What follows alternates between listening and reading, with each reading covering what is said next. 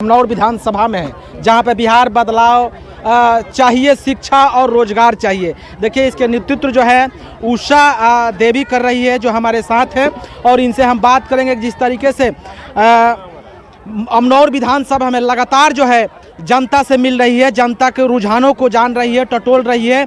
आइए जानते हैं कि इस बार जो है बिहार बदलाव यात्रा जो व्यवस्था परिवर्तन की बात करते हैं तो कितना लोग जो है इसका जो है स्वीकार कर रहे हैं। क्या लग रहा है कि बिहार में जिस तरीके से सत्ता परिवर्तन की बात करते हैं प्रशांत किशोर जी, अमनौर में क्या लग रहा है? पहले तो आपको नमस्कार है, आपका चैनल से जुड़े हुए सभी दर्शकों का नमस्कार है। बिहार बदलाव जो ये यात्रा चल रहा है तो आप ये तो काफिला देखकर आपको पता ही चल गया होगा कि इतनी बाबा धाम जाने वाले संख्या सब बहुत गया है। धान की रोपनी चल रहा है, बिया उखाड़ रहा है लोग, लेकिन फिर भी यहाँ हजारों की संख्या में सब लोग जन स्वराज को मतदान देने आया था और उनको विचारों से सब लोग प्रभावित होकर यहाँ सुनने के लिए आया है। सबको बिहार बदलाव चाहिए, सबको शिक्षा चाहिए, रोजगार चाहिए। उषा जी, यहाँ पर देख रहे हैं प्रोग्राम में कि खासतौर सबसे ज़्यादा अगर संख्या का बात किया जाए तो यहाँ महिला की संख्या ज़्यादा है। महिला भी हैं, 70% महिला है तो 30% पुरुष भी हैं। ये भी आप देखिए, पुरुष लोग भी हैं, युवा बुजुर्ग लोग सब लोग शामिल है। महिला इसलिए खास करके शामिल इसमें है कि महिला को ही बच्चे को शिक्षा चाहिए और उसको पति को व्यवस्था चाहिए, पलायन रुकना है। इसलिए हम लोग सारे महिलाएं एक होकर एक जय बिहार के नारा लगाए हैं कि इस बार 2025 में कुछ भी हो जाए जन स्वराज सरकार आएगी तो आएगी, इसमें दो राय कतार भी नहीं है। यहाँ देखा जाए तो मंत्री और विधायक वर्तमान में है, चुनौती कैसे देखते हैं आप अमनौर में? देखिए, मंत्री विधायक जो भी सांसद, हम किसी पर टीका टिप्पणी नहीं करेंगे। इसलिए नहीं करेंगे कि व्यवस्था की परिवर्तन है, सत्ता की परिवर्तन हम नहीं करने जा रहे हैं। सत्ता लड़ाई नहीं लड़ रहे हैं ना, हमको व्यवस्था चाहिए। किसी पद को सरकार आए, कोई आए, व्यवस्था करे। आज तो हम लोग को देखकर, जन स्वराज को देखकर सारे पार्टियां टू कॉपी कर रही है। प्रशांत जी को भाषण को टू कॉपी किया जा रहा है। आज तक आप एक छोटा सा बात आपसे कहेंगे कि कम से कम 12 से 15 साल से माताओं को, बुजुर्गों को पेंशन मिल रही है, विधवाओं को मिल रही है ना, विकलांग को। लेकिन 400 से कितनी बार पार्टियां आई और गई, लेकिन कोई 400 से 410 नहीं किया।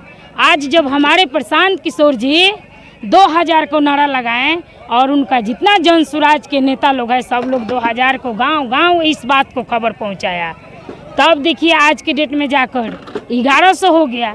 क्यों हुआ? प्रशांत जी को विचारों से हुआ। सबको डर है कि कहीं ना कहीं प्रशांत जी, महिलाएं इतनी इनकी साथ है, समर्थन सब प्रशांत जी को मिल रहा है, तो हम डर से बना दे कि महिलाएं हमारे में आ जाए। लेकिन इस बार महिलाएं ठान ली हैं कि जन स्वराज को सरकार लाना है। इसलिए लाना है कि अपने और अपने बच्चे की बात है, बिहार की बच्चे की बात है। तो इस बार हम लोग बिहार में बदलाव लाएंगे तो लाएंगे। चलिए, बहुत बहुत धन्यवाद। पूरा अमनौर जानना चाहती है, क्या इस बार जो है अमनौर में मुर्गा भात पर ही वोट लोग करेंगे या शिक्षा पर करेंगे?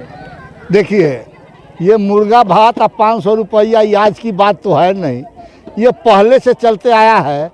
और दबंगों ने, पैसा वालों ने, हम गरीबों को समझता है कि ये भूखा है, इसको 500 रुपया दे दो, अन्यथा मुर्गा भात खिला दो, इसका वोट मुझे मिल जाएगा। लेकिन वो कान खोल के, वह दबंग, वो मुर्गा भात खिलाने वाले, वो 500 रुपया बांटने वाले, कान खोल करके सुन लो कि अब हमारी जनता जग चुकी है।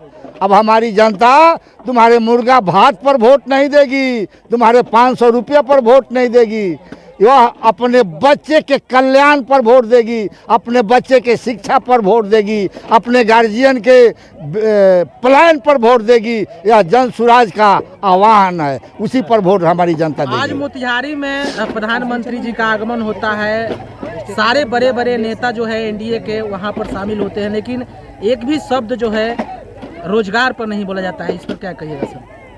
देखिए, हमारे माननीय मोदी जी रोजगार देने के लिए बिहार में नहीं आ रहे हैं, जब जब चुनाव होता है तब तक वह वोट मांगने आते हैं। वो अच्छी तरह जानते हैं कि बिहार गरीब प्रदेश है, बिहार को मुफ्त में 5 किलो अनाज दे दो, 2-4 हज़ार रुपया दे दो, बिहार से मुझे वोट मिल जाएगी। उनको तो यह नीतीश जी जो हैं, जो हमारे मुख्यमंत्री जी हैं, नीतीश जी से भी उनको प्रेम नहीं है। प्रेम उनको सिर्फ इतना है कि इस बिहार से 38 सीट हो या 35 हो, यहाँ से एमपी मुझे जिला से जीत करके दिल्ली में भेजते हैं नीतीश जी। उसी के लोभ में वो बिहार को जिताने के फेरा में कि बिहार की गरीब जनता जाने कि हमारे प्रधानमंत्री आ रहा है, लेकिन वैसा प्रधानमंत्री आवे ना आवे हमारे बिहार के जनता को कोई फर्क नहीं पड़ने वाला है। इस बिहार में बदलाव की आंधी और तूफान बह रही है। इस तूफान में भाजपा, राजद, जदयू कहाँ जाएगा लोग, ये लोग अपना। सर, प्रधानमंत्री का बिहार में आगमन लगातार हो रही है और बार बार जो है सौगात मिल रही है बिहार को। क्या लग रहा है बिहार पर, चुनाव पर कितना असर पड़ेगा? प्रशांत किशोर जी कहाँ अपने आप को देखते हैं बिहार में? जब मोदी जी बिहार आते हैं तो समझ जाइए कि चुनाव में ही उनको बिहार याद आता है और बिहार के लोग याद आते हैं। बावजूद सौगात की बात करते हैं तो इसके पहले भी मोतिहारी आए थे और उन्होंने चंपारण में बताए थे कि यहाँ के अगले बार आऊँगा तो यहाँ के चीनी मिल, जो बंद चीनी मिल है, उसके चीनी का चाय पीऊँगा। क्या हुआ? अपने वादे से खुद उनको शर्म आनी चाहिए कि जहाँ मैं जा रहा हूँ उसके पहले भी वादा करके आया था और फिर वहाँ जा रहा हूँ और वादा पूरा नहीं किए। मोदी जी इसके पहले भी 1.25 लाख करोड़ रुपया की बात किए थे, कहाँ गई उनकी घोषणा है? ये सब चुनावी घोषणाएं हैं। इससे जनता अब इनके बात में आने वाली नहीं है। अब लोग जान गया है। आप देख सकते हैं जन सुराज के प्रणेता हमारे आदरणीय प्रशांत किशोर की जहाँ जहाँ भीड़ जाती है, आप तो देखते हैं पानी में अभी आपका इसके 2 दिन पहले उनका प्रोग्राम था तो मूसलाधार बारिश हो रहा था, एक जनता वहाँ से हटा नहीं और प्रधान जी भी उस पानी में ही भाषण देते रह गए। यही है बदलाव का संकेत। बिहार के लोग इस चीज़ को जान चुके हैं कि इस बार इन लोग का झूठे जात पात जो बात करते हैं, धर्म संप्रदाय की बात करते हैं, इसमें फंसने वाले नहीं हैं। इस बार जन सुराज के साथ हैं। इस बदलाव सभा में देखिए आज के डेट में कितना सफल होगा या असफल होगा, इस चीज़ का तो आकलन हम नहीं किए हैं, लेकिन बिहार की जनता, सारण की जनता, अमनौर की जनता इस बात को एकदम जान गई है कि बदलाव निश्चित है भाई। आज समझ लीजिए मोदी जी अभी आए हुए हैं, हम देख रहे थे फेसबुक चला करके, तो वहाँ लड़का खड़ा होकर के बोल रहा है सब कि अब देहात में मछली मराला तो पोर लगावल जाला बंसिया में, तो बंसी में पोर लगा के घूमता ना मोदी जी, तब कि लोग चिन्हता उनका के अब कि पोर से काम फरियाला नहीं खे, वो पोर लगावत 15 साल 20 साल से ही लोग लगावता।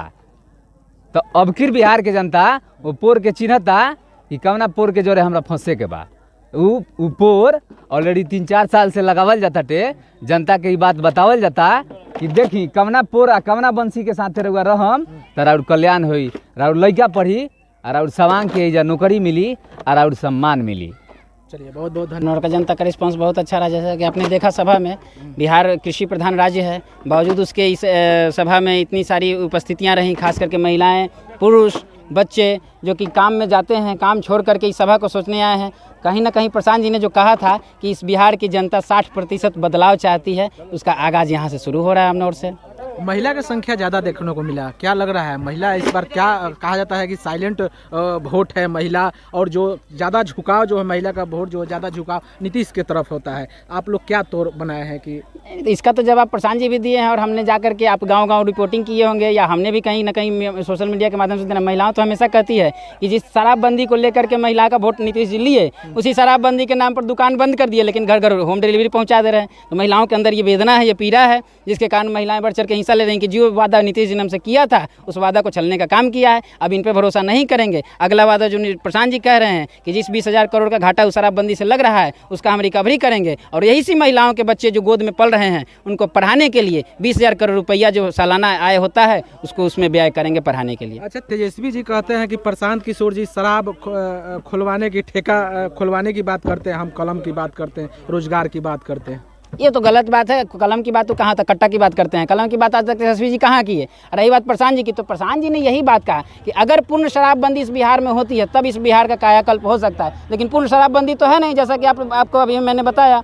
तो जिस 20,000 करोड़ से घाटा लग रहा है, तो उसी घाटा को पूरा करने के लिए सरकार हमसे पेट्रोल और डीजल पे पैसा ले रही है, लेकिन उसका कहीं ना कहीं हमको बेनिफिट मिल ही नहीं रहा है। तो उसी 20,000 करोड़ को जब बच्चों को पढ़ाने में लगाएंगे और स्वतः रोजगार बच्चे पाएंगे, अगर ये पढ़ लेंगे कहीं विदेश में देश में उस नौकरी को पा लेंगे, फिर उसके बाद बच्चे का कायाकल्प हो जाएगा। नीतीश जी कहते हैं कि